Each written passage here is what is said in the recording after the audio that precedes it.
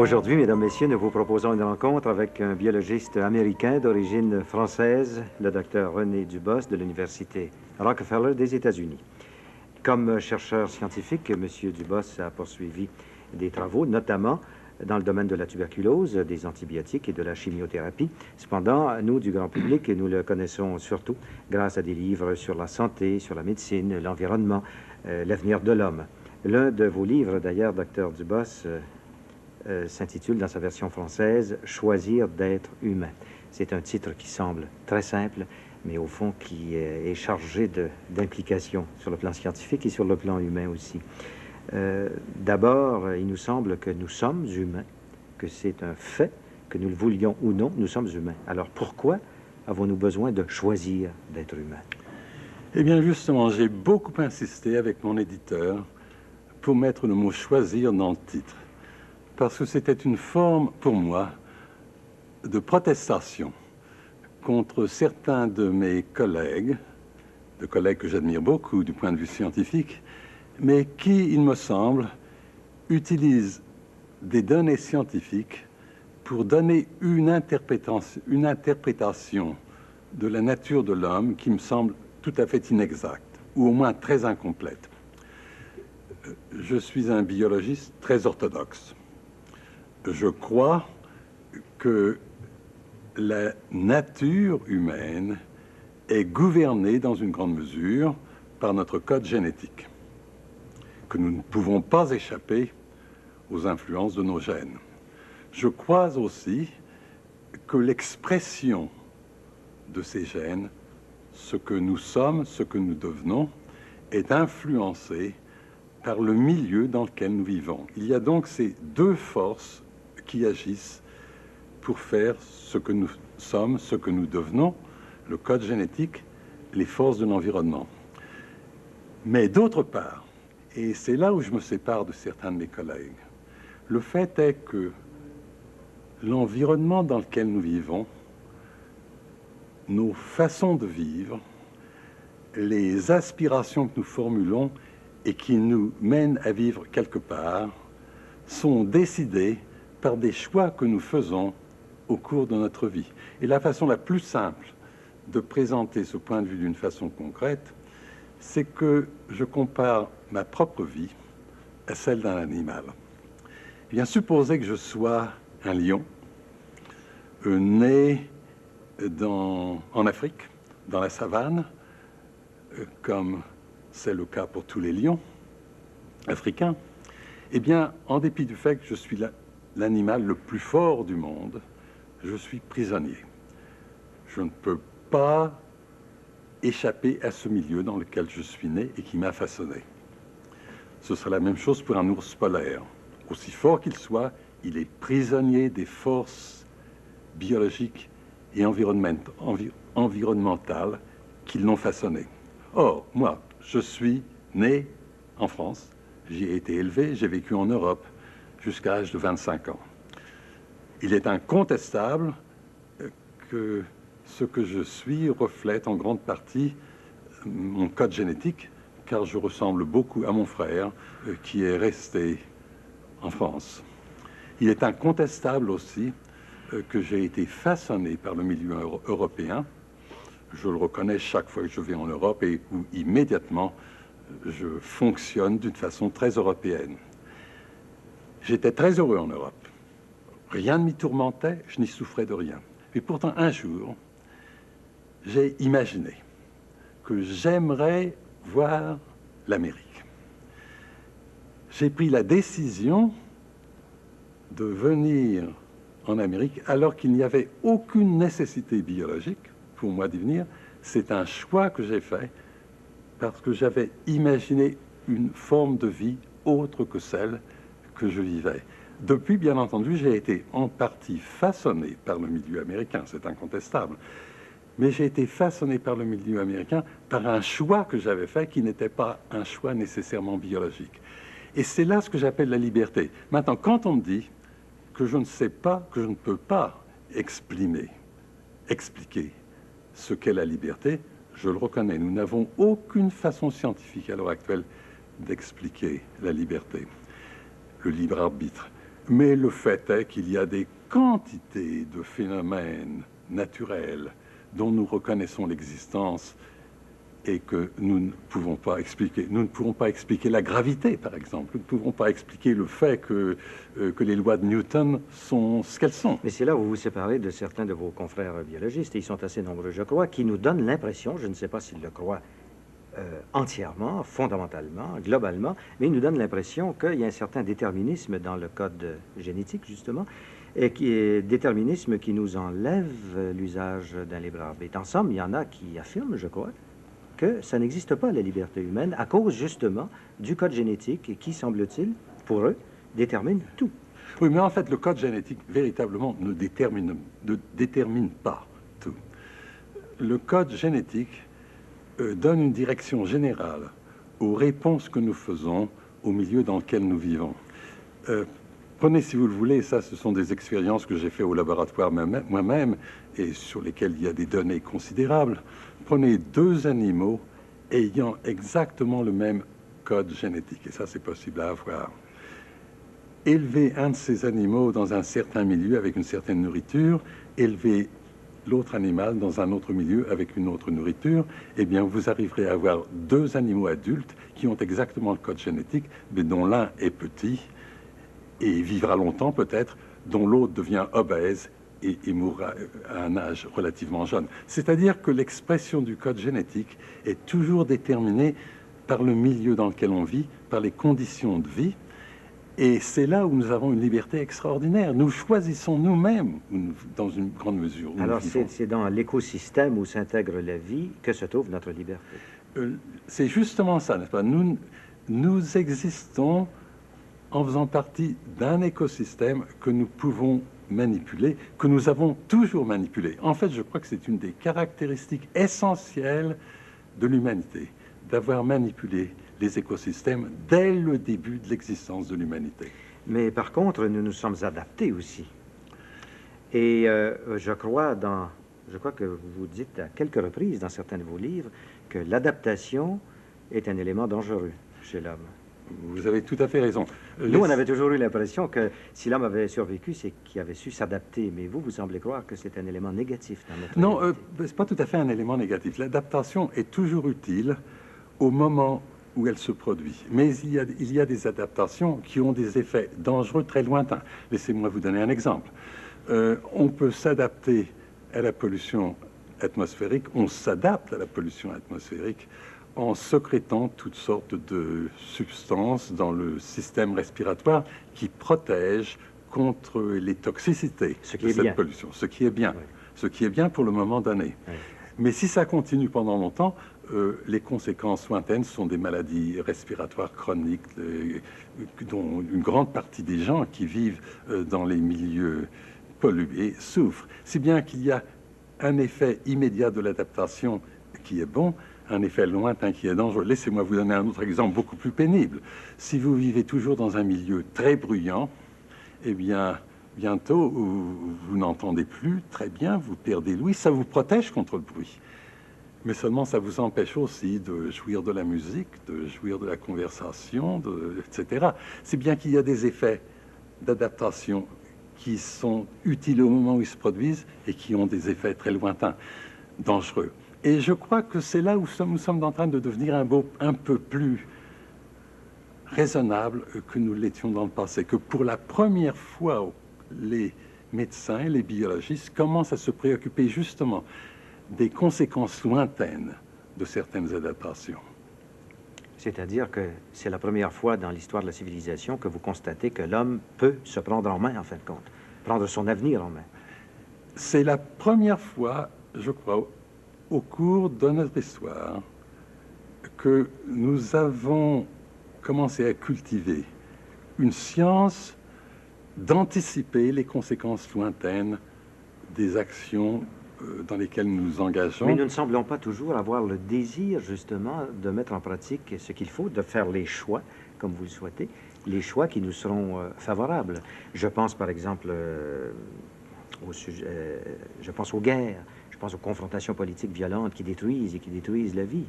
Je pense à la lutte contre la pollution dont vous parliez tout à l'heure. Nous le savons, Mais est-ce qu'il n'y a pas des intérêts très puissants qui ralentissent la lutte à l'inflation? Eh bien, écoutez, laissez-moi parler d'abord... Pas de l'inflation, pardon, mais de la pollution. Laissez-moi parler de la pollution parce que c'est un peu plus simple que les guerres.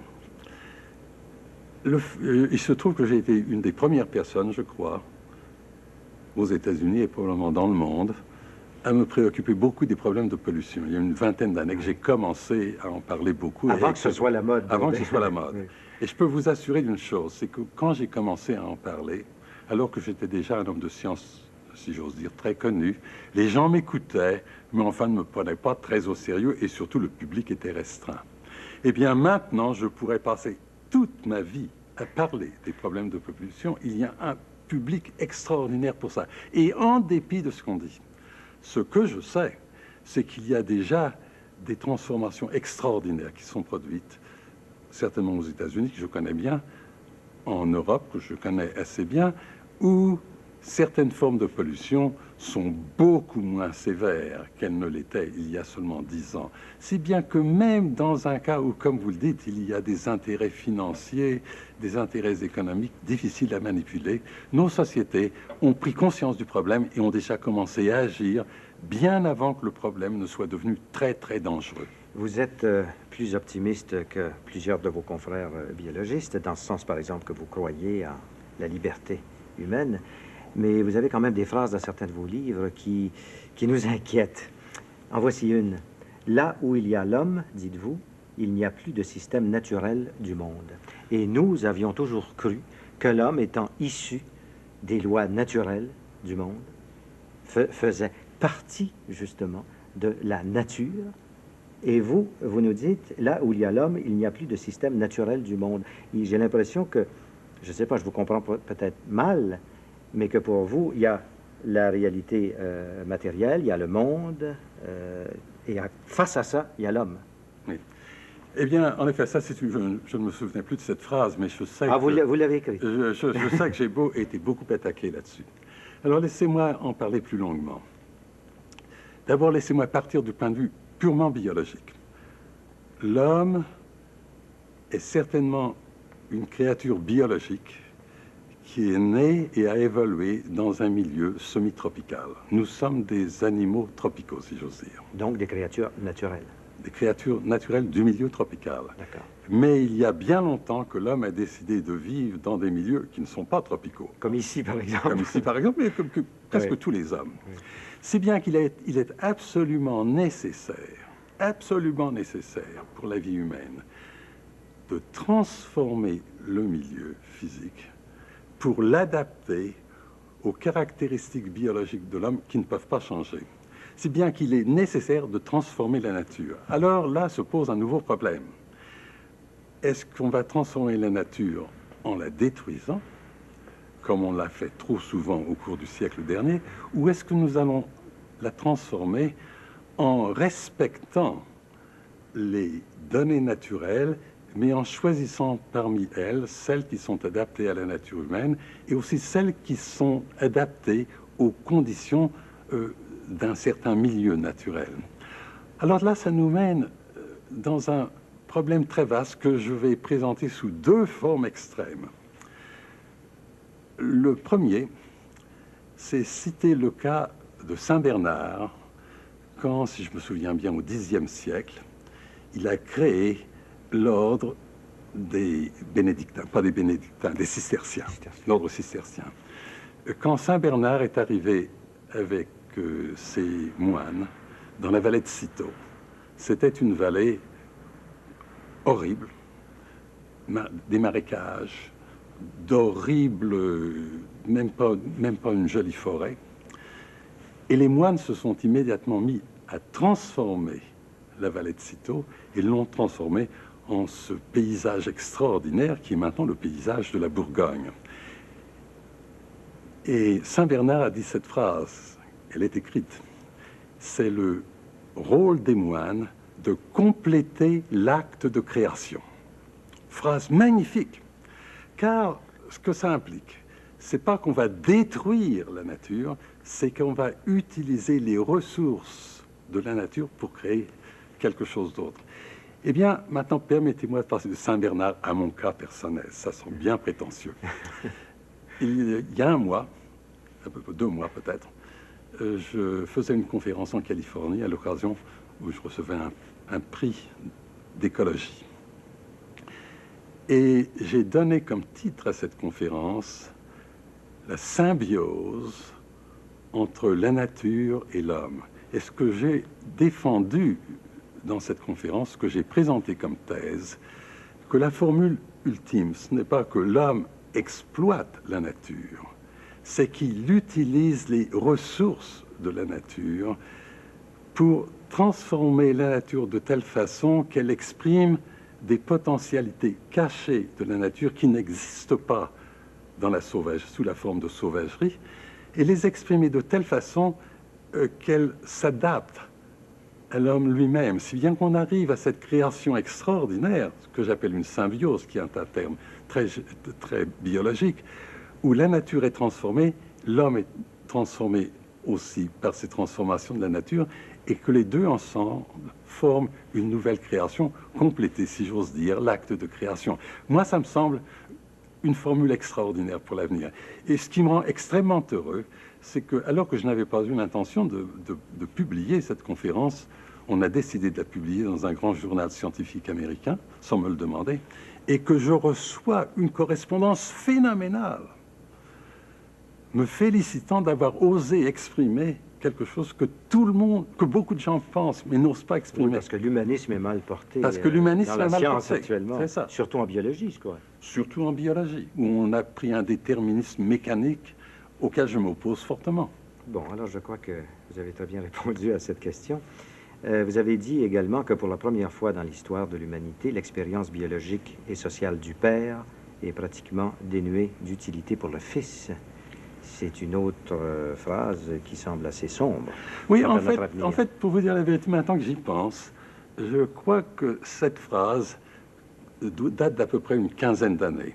Et c'était une phase où j'étais moi-même, où je commençais à m'occuper des problèmes de l'environnement, des problèmes écologiques, où j'étais vraiment moi-même assez pessimiste. Cette phrase le reflète très bien.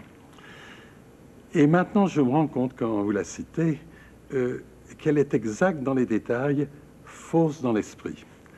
Exacte dans les détails en ce sens. Si on pense seulement à la chose technologique, il est trop évident que l'expérience du père n'a que peu d'utilité pour le fils. Le père qui savait construire des locomotives ne peut pas conseiller à son fils comment construire un avion à réacteur. Mais d'autre part, si on se place du point de vue des grandes valeurs humaines, du sens de la vie, de la façon dont on doit organiser son existence pour qu'elle soit non seulement satisfaisante à soi-même, mais qu'elle se place dans la continuité de la vie humaine. Ces grandes vertus, si j'ose dire, en employant ce mot dans un sens philosophique, ces grandes valeurs humaines, eh bien là, je crois que la sagesse du père a encore sa valeur pour le fils. Donc il y a continuité dans l'évolution. Il y a continuité. Je crois que c'est une des grandes valeurs humaines. La médecine est une question qui vous a préoccupé toute votre vie. Vous avez fait des recherches dans le domaine médical, le domaine des antibiotiques et des maladies, etc. Aujourd'hui, la médecine est bien décriée. On n'a pas besoin de lire Illich, Ivan Illich même, pour décrier la médecine. Il y a des médecins eux-mêmes qui s'en chargent, volontiers d'ailleurs, et joyeusement. La médecine ne nous a pas rendus heureux, dites-vous, dans un de vos livres sur la médecine. Alors, je crois que vous aussi, vous êtes assez critique sur la pratique de la médecine actuellement. Oui, eh bien, là encore, vous savez, quand j'écris des livres, souvent, ce sont des discussions avec moi-même. Et si j'ai dit que la médecine... Je ne savais pas que j'avais écrit ça. Oui, je me suis dit, non, et je n'en doute pas, je n'en doute pas. Or, il se trouve, ça me frappe d'autant plus qu'il y a 2 ou 3 mois, j'ai écrit un article, justement, pour discuter dans quelle mesure est-ce que la médecine peut aider à nous rendre heureux. Et la thèse que je fais, c'est que la médecine ne peut pas nous rendre heureux, que d'être heureux dépend de nos valeurs personnelles, des choix que nous faisons, des attitudes que nous prenons dans la vie, des aspirations que nous avons. Mais ce que la médecine peut faire, c'est de nous aider à avoir les qualités physiques qui nous permettent de faire ce que nous voulons faire, qui nous permettent de devenir ce que nous voulons devenir. En somme, la médecine peut servir à nous donner, à augmenter notre liberté de choisir les formules de vie qui nous plaisent. Mais on trouve que dans le système actuel, par exemple, la médecine est très déshumanisée, est devenue extrêmement technique, froide. Est-ce que ça peut vraiment aider l'homme à fonctionner dans sa niche écologique? Oui. Alors là, c'est un phénomène, vous avez tout à fait raison d'en parler, tout le monde en parle, bien entendu. Et en plus de ça, on nous dit que la médecine nous empoisonne au moins autant qu'elle ne nous guérit actuellement avec toutes sortes de médications. Eh bien, voyez-vous, ces deux problèmes-là, qui sont des problèmes très réels, sont des problèmes qui datent d'à peu près une quinzaine d'années. Laissez-moi les prendre séparément, mais tous les deux vont m'aider à présenter le même point de vue. Il y a seulement une vingtaine d'années, véritablement, que la médecine scientifique a toutes sortes de médicaments qui sont vraiment très puissants.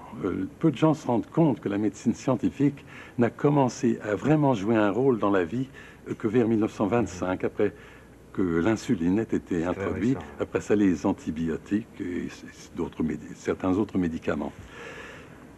Si bien que nous avons tous été, moi-même aussi, presque enivrés, si j'ose dire, par le pouvoir de la médecine, de la chimie, de nous manipuler.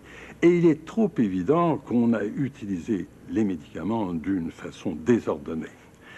Mais seulement le fait est que quand on a commencé à voir les dangers, aussitôt commence cette agitation dont vous parlez. Cette agitation qui est non seulement dans le public, comme Ivan Illich, mais aussi parmi les médecins. Et je suis absolument convaincu que d'ici quelques années, nous arriverons à être beaucoup plus raisonnables dans l'emploi des médicaments, ce qui ne veut pas dire les rejeter, mais les utiliser seulement quand ils sont nécessaires. Maintenant, parlons de cette perte de l'humanité de la médecine dont vous parlez. Eh bien, jusqu'à 1930, le rôle principal du médecin, c'était d'être près du malade, de l'encourager, de l'aider pendant les périodes difficiles. Dès le moment où la médecine devient beaucoup plus savante, beaucoup plus compliquée, beaucoup plus technologique, on a besoin d'une armée d'aide, de technologistes, de gens qui ne nous connaissent pas. De gens qui ne vous connaissent pas.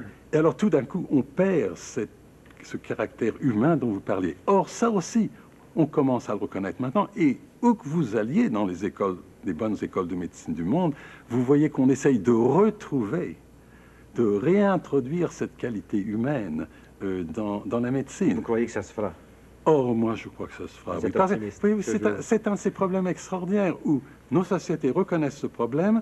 Pendant une dizaine d'années, on flotte, on ne sait pas très bien quoi faire. Et puis, on commence à s'organiser, on commence à changer le programme des écoles de médecine. Ça débouche. Et puis, 10 ans plus tard, on trouve des solutions. C'est ce que nous devons nous souhaiter. Il se pose aussi actuellement en médecine et en sciences biologiques des problèmes éthiques extrêmement brûlants actuellement. Je pense à l'euthanasie, à l'avortement, par exemple. Quelles sont vos opinions là-dessus? Vous me posez des questions bien pénibles, bien entendu. Au sujet de l'euthanasie, d'ailleurs, je crois que c'est la chose la plus facile. On en parle beaucoup maintenant, mais en fait, les médecins l'ont pratiqué de tout temps. Les médecins ont su de tout temps qu'au-delà d'une certaine phase dans la maladie, alors que tout espoir est perdu, eh bien, il est préférable de ne pas aider le malade à vivre beaucoup plus longtemps. À laisser l'évolution naturelle. À laisser l'évolution naturelle de la maladie. Et là, de nouveau, ce qui nous a pris par surprise, si j'ose dire, nous, médecins, c'est l'introduction de toutes ces techniques extraordinaires qui permettent que la machine humaine continue à fonctionner alors qu'elle-même n'est plus capable de fonctionner. Sans que l'intelligence fonctionne. Si bien que ce qui continue à vivre, c'est un organisme qui n'est plus humain. Êtes-vous d'accord avec ça? Il semble que non. Eh bien, moi, je dois bien dire, j'ai toujours tendance à croire que tant qu'il y a de la vie, il y a de l'espoir. Vous savez, j'ai été élevé dans cette époque-là, et j'hésite toujours à la pensée d'interrompre la vie quand on peut la continuer. Mais enfin, je remarque que même la papauté a récemment décidé quand certaines des fonctions fondamentales du cerveau ont été perdues, qu'à ce moment-là, il est justifié de ne pas faire de choses extravagantes pour continuer une vie qui n'est plus une vie humaine. Dans le cas de l'avortement, maintenant. Alors, ça, je regrette que vous me fassiez terminer par la chose qui me dérange le plus. Ah, mais si ça vous dérange, c'est que vous avez beaucoup de choses à dire sur la question. Je vais le dire, mais je dois bien dire que ça me tourmente constamment. Je suis, de principe, contre l'avortement. Et je suis contre l'avortement pour deux raisons très différentes. L'une, c'est que je crois tellement en la science, tellement en la biologie, que je sais que dès le moment de la conception, l'organisme est vivant. La vie est là. C'est un être vivant. Et que l'avortement, de ce point de vue-là, détruit la vie. Je suis contre l'avortement pour une autre raison plus sociale, si j'ose dire.